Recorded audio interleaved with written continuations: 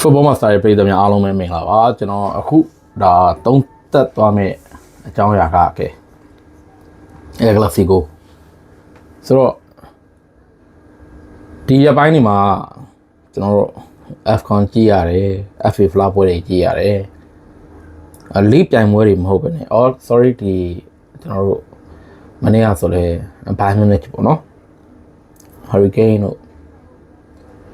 Olise တို့ကောင်းလိုက်တာဘောလုံးကစားတာအဲ့တော့ဟိုနိုင်ငံပွဲတွေလို့တော့6မနေဘူးပေါ့နော်ဒီကာလာတွေမှာဒီ FA ဖလားတွေဝင်လာတယ် FA ဖလားပွဲစဉ်မှာ Manchester City ကလည်းတွင်းလိုက်တာတောက်လေစမညိုလည်း David ကိုရသွားတယ်ရထား Chelsea ကိုပြန်နိုင်တယ် Manchester United ရှုံးသွားတယ်အစရှိသဖြင့်ကျွန်တော်တွေးရတယ်ပေါ့နော်ဒါပေမဲ့အဲ့ El Clasico ရောက်လာပြီဆိုရင်အဲ့တခြားပွဲတွေအကုန်လုံးလိပြိုင်ပွဲတွေရှိနေတော့မှာတခြားပွဲတွေ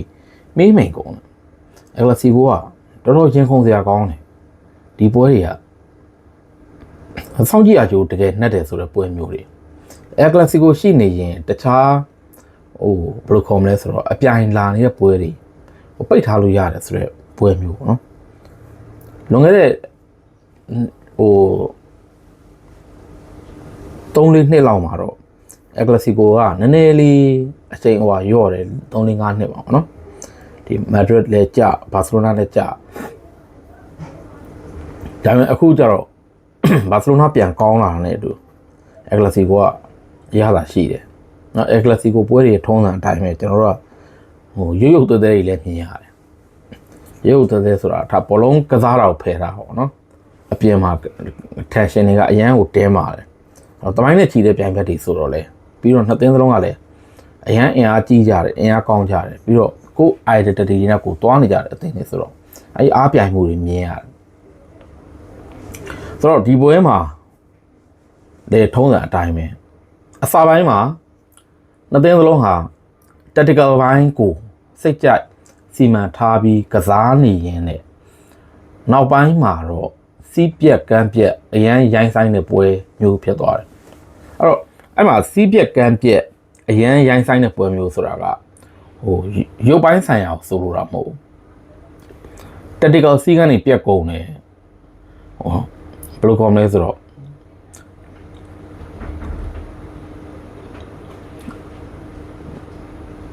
အရန်ကိုချောမှုမသွားတော့ဘဲနဲ့ဝုံတိုင်း chaos ဖြစ်တယ်တကယ်ရုပ်တဲဖြစ်တဝုံနဲ့ဆိုတော့ပွဲမျိုး momentum swings တွေကိုလည်းမကြာခဏတွေ့ရဆိုပွဲမျိုးဖြစ်သွားတယ်ကောင်းတယ်ဘလုံးပွဲကအစောပိုင်းက tactical chess match အနေနဲ့လည်းကောင်းလို့နောက်ပိုင်းမှာလည်းအဲ momentum swing နေနဲ့chaos ပွဲဖြစ်သွားတာလည်းကောင်းတယ်နောက်အရေးအသွေးတွေကလည်းမြင့်ကြတဲ့အခါကျတော့ကြည့်ရတာကတရားရောက်ခြေတဲ့ဘောလုံးရောက်သွားတဲ့အချိန်အမြဲရင်ခုန်စရာဖြစ်တယ်အထူးဖြင့်တော့ဘာစီလိုနာကပိုပြီးရင်ခုန်စရာကောင်းတာပေါ့အဲ့လို individual အနေနဲ့ဆိုရင် Real Madrid ရဲ့ဖွဲ့စည်းပုံမှာကလောလောပြောရရင်တော့တကယ် creative outlet က Vinicius Junior ပဲရှိတာကို Rodrigo ဆိုနည်းနည်းလေးမိန်နေတယ်ဘာစီလိုနာမှာကျတော့ဘက်ထရီဘောလုံးရသွားရင်လည်းကြည့်ရရင်ခုန်စရာကောင်းတယ်ရမောင်းရသွားရင်လည်းရင်ခုန်စရာကောင်းတယ်ဖမင်းရသွားရင်လည်းရင်ခုန်စရာကောင်းတယ်ရာဖင်းရသွားရင်လည်းရင်ခုန်စရာကောင်းတယ်ဆိုတော့အဲ့လိုမျိုးဒါကြောင့်လေဒီဂျာဗီအလွန်ဆိုရဲ့ပွဲအစောပိုင်း game ကိုချင်းကတ်တဲ့ပုံရွေးချယ်တဲ့ပုံအမှန်တယ်လို့ကျွန်တော်ယူဆတယ်သူ high risk system ကိုတွားတယ်ပေါ့နော်4-4-1 5-3-2 လိုမျိုးဒီအဓိကတော့ central zone ကို compact ဖြစ်အောင်တိဆောက်ရတာဘာစီလိုနာနဲ့ကစားတဲ့ခါကျအဲ့နေရာကိုတင်းနေအောင်ထားရတယ်အဲ့ central zone compact ဖြစ်အောင်လို့ကြစ်နေအောင်လို့လုံးဝဆွဲအချက်မခံနဲ့ဆွဲအထုပ်မခံနဲ့ပြီးရင် Vinicius ကိုဘောလုံးပို့ဆိုတဲ့ပုံစံမျိုးဆိုတော့ Madrid သွားတဲ့ပုံစံကဆိုတော့အဲ့တော့ဘာဖြစ်လဲဆိုတော့ pattern ကအဲ့ဒီတိုင်းဖြစ်လာတဲ့ခါကျတော့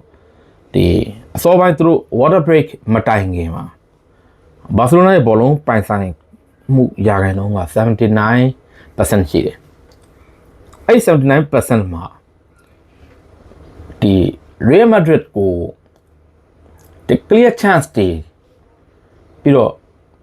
ဘယ်လိုခေါ်မလဲဆိုတော့အကြီးအကျယ်ဒုက္ခပေးတာမျိုးတွေအဲ့လိုမျိုးတိတ်မတွေ့ရအောင်သူတို့ တိုက်စစ်နည်းနည်းလေးမြုံနေတယ် ball control ကတော့လုံနိုင်တယ်ဘောလုံးကိုသူတို့ကင်ထားတယ်ဒါပေမဲ့သူတို့ကင်ထားတဲ့ဘောလုံးကဖောက်ထွက်ပြီးတော့ဖောက်မဝင်နိုင်တဲ့ထိန်းချုပ်မှုပုံစံမျိုးဖြစ်နေတယ်ဒါအစောပိုင်းဒါပေမဲ့တစ်ချက်ဘယ်လိုခေါ်မလဲဆိုတော့တစ်ချက်ဒီကစားသမားတူးချင်းရဲ့အလှုပ်တွေပေါ့နော်ကျွန်တော်တို့ဒီရမားရဲ့အလှုပ်တွေရခုံစံမြင်ရတယ်ဘက်ထရီမြင်ရတယ်ဖမင်းမြင်ရတယ်ရာဖီညာမြင်ရတယ်ဒီအဲ့ဒီအရာတွေနဲ့ပေါင်းစပ်ပြီး control လုပ်ထားတယ်ဒါပေမဲ့အကြီးအကျယ်ကျွန်တော်တို့ဒီ chance created ကို clear cut chance တွေမှာဖန်တီးနိုင်ဖို့Real Madrid ကကောင်းလေး Gonzalo Garcia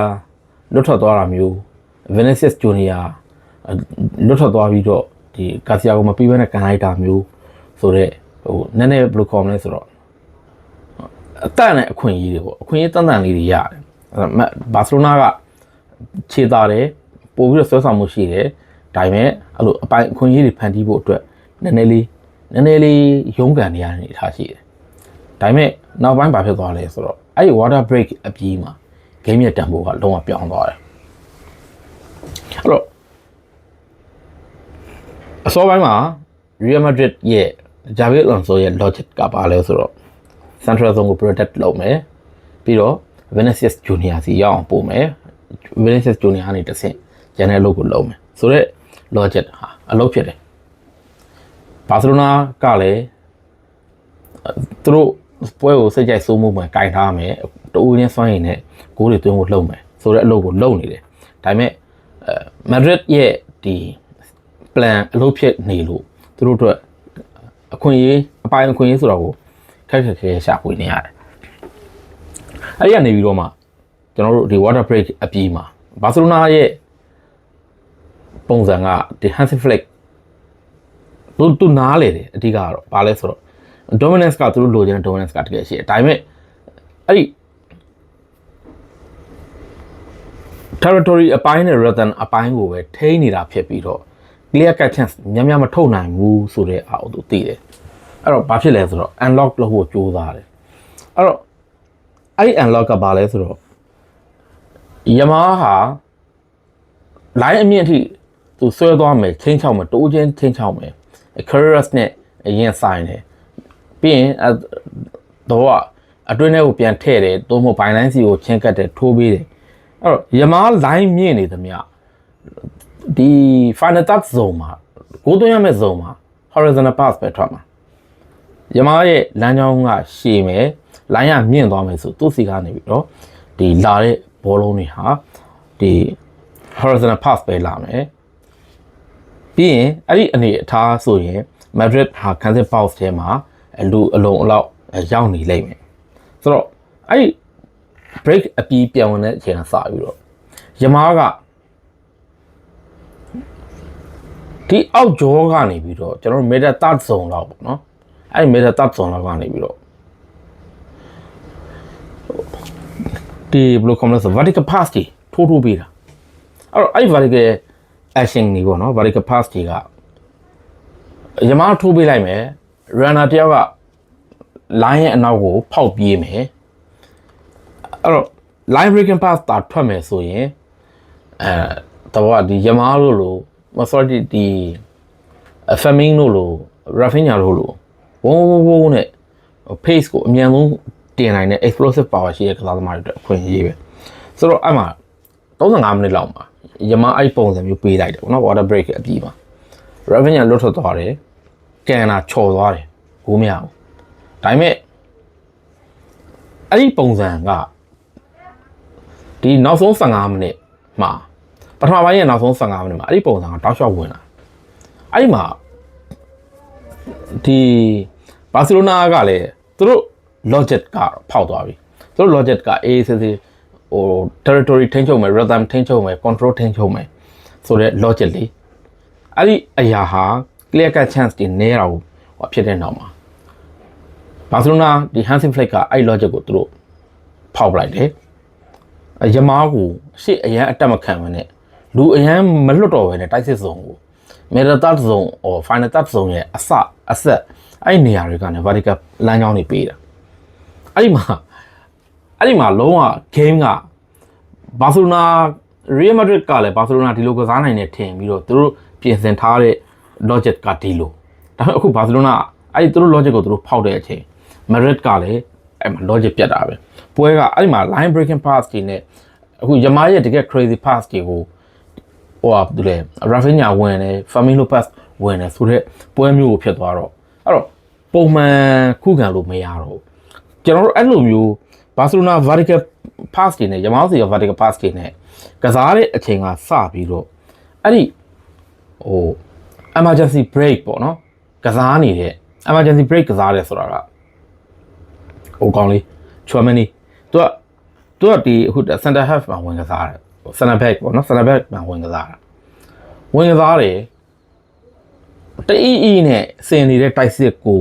သူထိန်းနိုင်စွမ်းရှိတယ်သူနဲ့ဒီ Hoyson နဲ့အတွဲနဲ့ကသူတို့အဆင်ပြေတယ်ဒါပေမဲ့တကယ်ဝုန်းဆိုရုပ်တရက်ဘောလုံးကရောက်ချလာတယ်အချိန်နဲ့ဝင်လာပြီဆိုရင်အဲ့မှာအဲ့ break တွေကိုသူမလုပ်နိုင်တော့ချွမ်မန်နီကအခု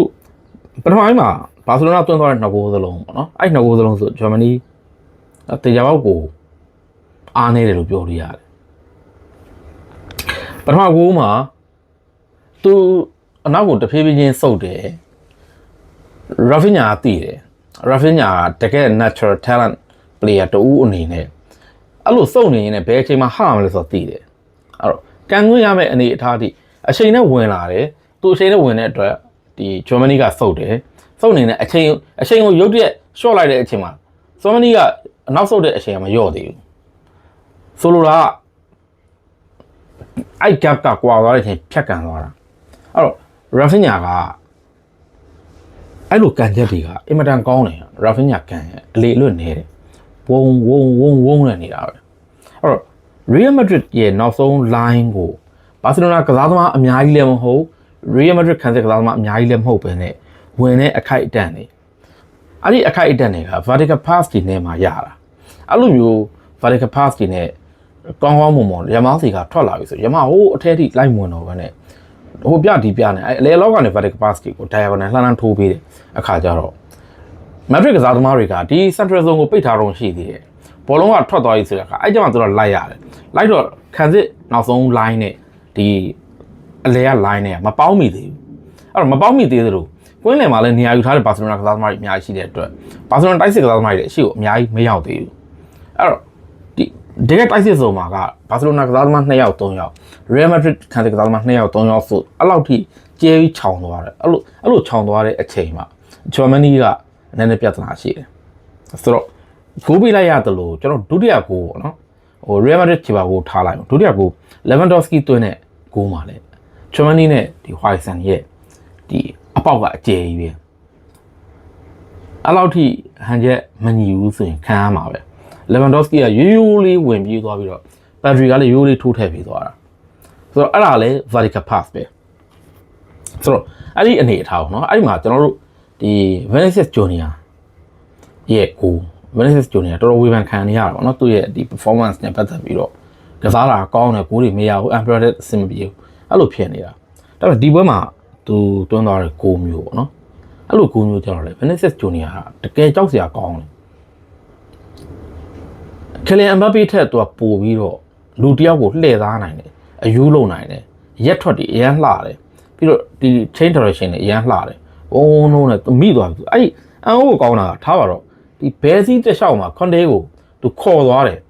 ခေါ်သွားပြီးတော့အမှ Kvasi နဲ့ Conte နဲ့2ယောက်ဖြစ်သွားပြီအဲ့ဖြစ်တဲ့အချိန်မှာဟိုလိုဒီလိုဖြစ်တဲ့အချိန်မှာသူ net max လုပ်ပြီးတော့အတွင်းကိုဝင်တယ်အဲ့တော့အဲ့ဒီပြဿနာမရှိသေးဘူးသူကပြီးတော့မြန်တယ်ဆိုပောက်ကွဲရလဲကောင်းတဲ့အတွက်အဲ့ဘောလုံးကိုသူပြန်ရတယ်ရတဲ့အချိန်မှာအဲ့ခန်းစင်မှာသူ့ဘောလုံးသူ့ကိုဖြတ်ထုတ်ဖို့ block လုပ်ဖို့အစင်းသက်ရှိနေတဲ့ကစားသမားတွေရှိတယ်အချိန်နဲ့ဝင်လာတယ်အချိန်အရန်တိုးတယ်အဲ့ဘောလုံးကိုရောက်ထုတ်ကန်လုတ်ပြအောင်လုပ်နိုင်တယ် Vinicius Junior အဲ့ဒီကိုတော်တော်လေးကောင်းတယ်အဲ့တော့အဲ့ဒီမှာဘာဖြစ်သွားလဲဆိုတော့အဲ့ပထမပြီးကန်နေပြီနော်ပထမပြီးကန်ဒီလေးမှာဟိုမုံတိုင်းတွေကဒီ tornado ကချနေတာ အဲ့မှာ1-1ဖြစ်သွားအဲ့1-1ဖြစ်သွားတဲ့ခါကျတော့အကြီးကြီးအောင်ပွဲခံခဲ့ရတယ်တကယ် solo ကိုတကယ် deep run တော်တော်လှတယ်ဆိုတော့ကို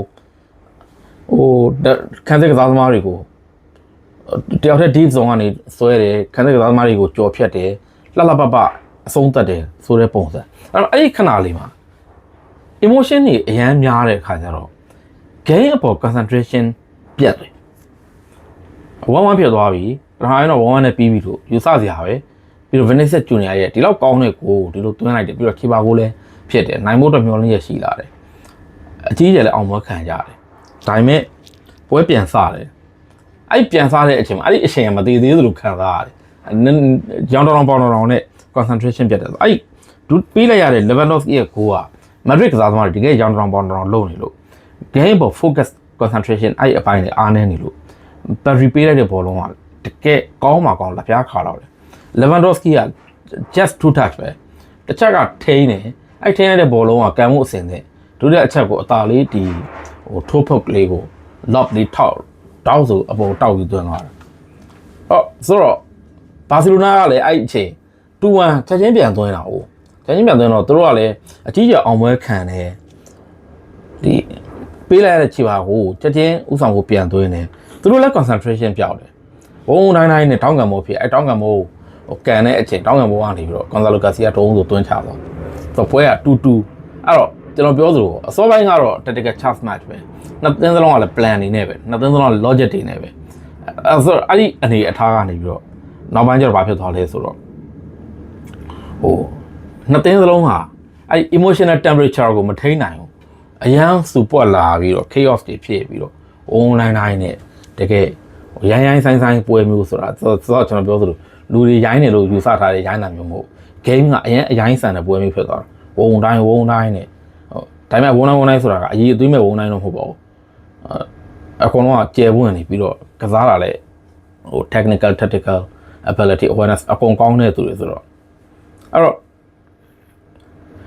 ဒုတိယပိုင်းရောက်လာတယ်အဲ့တော့ Vinicius အတွက်သူကပွဲကအဲ့လိုမျိုးဘယ်လိုခေါ်မလဲဆိုတော့ဟိုဆွဲချက်ခံရတဲ့ပွဲမျိုးပေါ့နော်ဟိုဘက်ဒီဘက်အပြန်ဟန်လန်ပြီးတော့အပေါက်တွေချောင်းကုန်တဲ့ပွဲမျိုးဆို Vinicius Junior ကတကယ် unstoppable ပဲ Vinicius Junior ကိုအဲ့လိုမျိုးဒီ time and space ပေးရင်တော်တော်ကြောက်စရာကောင်းတယ်ရက်တန်လို့မရတဲ့အပြင်ကိုသူတောက်ချောက်မှွေတယ်အထူးသဖြင့် Madrid ကို transition တွေပေးလိုက်ပြီဆိုရင် Vinicius Junior တော်တော်ကြောက်ဖို့ကောင်းတယ်ဒါပေမဲ့ဟိုအဓိကပြဿနာကဘာလဲဆိုတော့သူစီကို Jude Bellingham တို့ပြီးတော့ Rodrigo တို့ဒီကစားသမားတွေစီကနေပြီးတော့နော် Valverde တို့ပြီးတော့ဟိုကောင်လေးတယောက်ရှိသေးတယ် Camavinga သူတို့စီကနေပြီးတော့ဒီ Vinicius Junior အတွက်အချိန်ကောင်းနေရကောင်းမှာဘောလုံးကောင်းလေးတတ်တန်လေးကိုလက်ခံရရှိအောင်သူတို့မလုံနိုင်တာအဓိကပြဿနာဖြစ်တာဒီဘက်မှာကစားသွားတာ Vinicius တော်တော်လေးကောင်းတယ်ဆိုတော့ Rafinha ကဒီဘက်မှာ Vinicius Junior ထက်ပို့ပြီးတော့အရေးပါတဲ့ကစားသမားဖြစ်သွားတာက game ကိုအဆုံးဖြတ်ပေးတဲ့ကစားသမားဖြစ်သွားတာကနှစ်ကိုးသွင်းတာကြောင့်လည်းပါတာပေါ့ဒီဒါပေမဲ့အဲ့နှစ်ကိုးသွင်းတာတော့တွန်းတာလည်းမကဘဲနဲ့ဟိုလော်ပြောရင်ဒါ trophy difference performance ပေါ့နော်ဒီ Rafinha ကသူ့ရဲ့ဒုတိယဂိုးကလည်းဒီဇုံကပဲသူဂိုးမရလိုက်တာလေအဝေးကန်ချက်တစ်ချိန်အဝေးကန်ချက်ဆိုအဲ့ area ထိပ်ဘဲအဆက်လေး central zone ကန်တယ်ခိုထရာပုတ်ထုတ်တယ် central zone နေကန်တယ်ရမပြီးတဲ့ဘောလုံးဘေးထွက်တယ်အဲ့ central zone နေကန်တယ်ဒီဂိုးတယ်နောက်တစ်ချိန်ဂိုးကလည်းအရန်တန်တဲ့ဂိုးတော့မဟုတ် deflect လေးဖြစ်သွားတဲ့အတွက်ဒါပေမဲ့အဲ့ central zone ကအဲ့ဒီနေရာကိုထက်ကဝင်ပြီးတော့နောက်ဆုံး embryonic ထွက်တယ်ဆိုတော့ Rafinha ကအဲ့ဒီနေရာကိုအဲ့နေရာဘယ်နေရာလဲဆို Germany ရှိတဲ့နေရာအဲ့ဒီနေရာကိုကောင်းကောင်းအသုံးချသွားတယ် Germany ကိုအဲ့ Germany က emergency break တွေကတော့ကောင်းတယ်အရေးအသေးအတန်လိုက်ပြီးတော့ဒီ last checkers မျိုးတွေကောင်းပေမဲ့ဟိုဒီ center back ကစားသမားအစစ်မဟုတ်တဲ့အတွက်ချို့အပိုင်းတွေမှာ sterile ဖြစ်တယ်အဲ့လိုပဲဟိုရှင်းပြရင် Germany ကိုကျွန်တော်ကကွင်းလယ်မှာတော့မှအဲ့လောက်ကြီးကြိုက်လာတာမဟုတ်ဘူးဒါကျွန်တော်တူတဲ့အနေပြောတာနော်အရန်ကြိုက်လာတာမဟုတ်ဘူး Germany ကစားပုံကိုကောင်းတာကောင်းတယ်ဟိုတကယ် Real Madrid ရဲ့ဟိုထိပ်တန်းအဆင့်လို့သတ်မှတ်လို့ မရဘူးရင်ထဲမှာဆိုတော့ center back ကစားတော့ပို့ဆိုးတော့အဲ့နေရာကို Rafinha ကကောင်းကောင်းအသုံးချသွားတယ်ဆိုတော့နောက်ဆုံးတော့အဲ့ဒုတိယပိုင်းမှာ Rafinha သွင်းတဲ့ဂိုးနဲ့ဘာစီလိုနာကဥဆောင်သွားပြီ 3-2 အဲ့တော့ပွဲပြီးကန်ဒီအဲ့ပွဲပြီးကန်ဒီမိနစ်တွေမှာကလီယန်ဘပ်ဘေးဝင်လာတယ်ယမားစီကဘောလုံးဝုန်းဆိုပြန်လူပြီးပြန်အထွက်မှာဒီ Frankie De Jong ဝင်ဖြတ်တော့ခြေထောက်ကနည်းနည်းလေးမြင့်သွားတယ်မြင့်သွားပြီးတော့အဲ့ဟိုဒူးနာလောက်ကိုပေါ့နော်အမြင်ဆိုးတယ်ပေါ့အမြင်ဆိုးတယ်ကွင်းတဲ့တိုင်ရတယ်အနီးကပြလိုက်ရထားပါတော့အမှဘာစီလိုနာတယောက်ရော့သွားတယ်အဲ့တယောက်ရော့သွားတဲ့အချိန်မှာနောက်ဆုံး7မိနစ်အတွင်းကိုရောက်လာပြီဆိုတော့ Madrid ကလည်းဒီ penalty shootout ကိုရောက်ဖို့အတွက် box တဲကိုလူများများပို့ပြီးတော့အတင်းပို့ရှိလို့ဖို့ကြိုးစားတယ်ဘာစီလိုနာကောင်တာပြန်ကစားဖို့ကြိုးစားတယ်ရတယ်ဒါပေမဲ့ game ကိုခဲလို့နိုင်မဲ့အခွင့်အရေးကို Rashford ကဟိုကောင်းကောင်းအသုံးမချနိုင်ဘူးဆိုတဲ့အနေအထားမျိုးမြင်ရတယ်အဲ့အနေအထားနေလို့နောက်ဆုံးမှာ Madrid အတွက် chance တွေရတယ်အဲ့တော့ chance ကဘာလဲဆိုတော့ဒီကိုသမားဟိုကောင်လေး Juan Garcia ဟို Carreras ရဲ့ Asensio ရဲ့အပိုင်းနေအနီးကပ်တွေအခွင့်အရေးတွေရတာဆိုတော့ဟိုဘယ်လိုဖြစ်သွားလဲဆိုတော့ဘာစီလိုနာကအမှန်ဆိုဒါချေပါကိုတစ်လုံးပေးလိုက်တင်တာဆိုတော့အဲ့ဒီ moments တွေကိုဂိုးသွင်းနိုင်မဲ့အပိုင်ခွင့်ရတဲ့အခိုက်အတန့်တွေပေါ့နော်ဒီ moments တွေအဲ့ဒီ moments တွေကိုဘာစီလိုနာစနစ်နဲ့ပိတ်တာမဟုတ်ဘဲနဲ့ဂိုးသမားနဲ့ပိတ်လိုက်နိုင်တယ်စနစ်နဲ့ပိတ်တယ်ဆိုတာကအဲ့လိုအခွင့်အရေးတွေမပေးရအောင်လို့အဲ့ဒီ moments တွေမပေးရအောင်လို့ပိတ်တာဒီဘယ်လိုခေါ်မလဲဆိုပွဲကိုထိန်းချုပ်တာဒီကိုယ့်ခြေထဲမှာဘောလုံးထားပြီးခံစစ်ပုံစံလေးကစားတာအချိန်ကို short ချလိုက်တာဒါမျိုးလုပ်နိုင်တာကိုကျွန်တော်တို့ကဒီစနစ်နဲ့ထိန်းချုပ်ဒီ moments ပိတ်တယ်လို့ခေါ်တယ်အခုကတော့ဒီ moments ကိုပိတ်လိုက်တာ Juan Garcia ရဲ့ဒီနေရာယူမှန်မှန်နဲ့ late save နှစ်ကြိမ်ကျွန်တော်နောက်ဆုံး trophy ကဘာစီလိုနာလက်ထဲကိုရောက်သွားတယ်ဆိုတော့ချုံပြီးပြောရင်ဘာစီလိုနာကလော်ပြောရင် logic ကတော့ဖောက်တယ်တိုးတော့ဘာစီလိုနာဟာဘာစီလိုနာ identity တိတိကျကျရှိတယ်သူတို့ရဲ့ control သူတို့ရဲ့ press သူတို့ရဲ့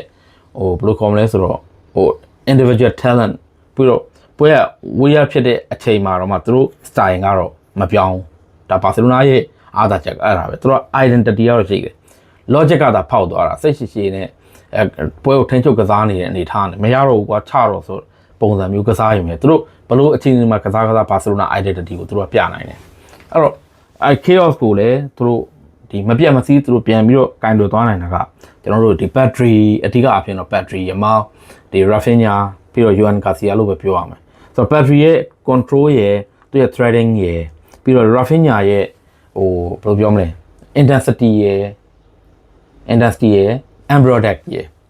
ပြီးတော့ Yamal ရဲ့ creativity သူလည်းတကယ် creative outlet ပဲပြီးတော့ဒီ Juan Garcia ရဲ့ဒီပွဲပြီးကန်ဒီ closing moments မှာသူရဲ့ save late save တွေရဲ့Real Madrid ကဘာကောင်းရလဲဆိုတော့ဒီ Vinicius Junior ကောင်းတယ်ပြီးတော့ Juan ကဟိုကောင်းလေးဘူးလေအဲ့ဂါစီယာလေးအဲ့ဒီကောင်လေးကအဲ့လောက်မြန်မှမထင်တာဘူးသူ့ကိုကြည့်နေတဲ့ကိုဒီတွင်းနဲ့ယုံကြည်မှုရှိတယ်ဆိုတာမျိုးတော့မြင်ရတယ်ဒါပေမဲ့တော်တော်မြန်တာပဲအဲ့ Vinicius Junior ကိုရသွားတဲ့အလုံးဆိုလဲဒီခံစစ်စုံကနေတော့ तू စွဲတက်တာဟုတ်အနောက်မှာ Fermin Lopez လိုက်ဆွဲတာဆွဲလို့မရဘူးကြည့်တော့တိတ်မြန်မှမထင်အောင်အဲ့ကောင်လေးကျွန်တော်ကြိုက်တယ်တတိလည်းရှိတယ်ကစားတာတချို့အနေထားတွေမှာ तू ဆရာကြီးတွေကို तू မတောင်းရဲလို့ Vinicius Junior တော့ပေးလိုက်မှဟာကိုမပေးတာမျိုးတွေရှိလို့ဒီကောင်လေးကလားလာရှိတယ်ကျွန်တော်တို့တစ်ချိန်ကဒီ Morientes ကစားသလိုပဲ Morientes လူငယ်ဘဝတော့ပြောတာတချို့သူတွေကအကြီးပိုင်းမှာ Morientes ကလေးတယ်ထင်တာMorientes ငယ်တော့အဲ့လိုပဲအရန်မြန်တယ်သူ့လိုကစားပေါက်ပဲကောင်းနေတိုက်တယ်ဟိုဖြတ်ပြေးတယ်ဆွဲပြေးတယ်ဝုန်းဆိုကန်တယ်ဆိုတဲ့ပုံစံမျိုးဒီကောင်လေးကြိုက်တယ် Madrid မှာကကျန်တဲ့ကစားသမားတွေကတော့တိတ်ထွေထူးပြောစရာမရှိဘူးဒီဘက်ကဒီ Carreras ကဒီ Real Madrid ကိုရောက်တယ်Benfica မှာတော့ Yamal ကိုထိန်းနိုင်ခဲ့တယ်သူ Madrid စီမံကိန်းထွက်ပဲ Benfica မှာကစားရ Yamal ကိုသူထိန်းနိုင်တယ်ဒီ El Clasico အခု La Liga ပထမကြော်တော့က Yamal ကိုသူတော်တော်ထိန်းနိုင်တယ်လို့ပြောရမယ်ဒီပွဲကတော့ Yamal ကိုသူလုံးဝထိန်းလို့မရဘူးဒါပေမဲ့သူကစားလာတာမစိုးပါဘူးကောင်းပါတယ်Vinicius Junior လောက်ပဲအနေနဲ့ကြီးတဲ့အနေထားဖြစ်သွားတော့เนาะဒီ Garcia နဲ့ Vinicius Junior Rodrigo တို့တိတ်မလုပ်နိုင်ဘူး Bellingham တို့တိတ်မလုပ်နိုင်ဘူးဆိုတဲ့အနေထားเนาะဆိုတော့ဒါတော့ဒီ Barcelona 3-2 Madrid ပွဲနဲ့ပတ်သက်ပြီးသုံးသပ်ခဲ့တာဖြစ်ပါတယ်ကြည့်ရှုအားပေးခဲ့ကြတဲ့ Football Master ပရိသတ်များအားလုံးအထူးပဲကျေးဇူးတင်ပါတယ်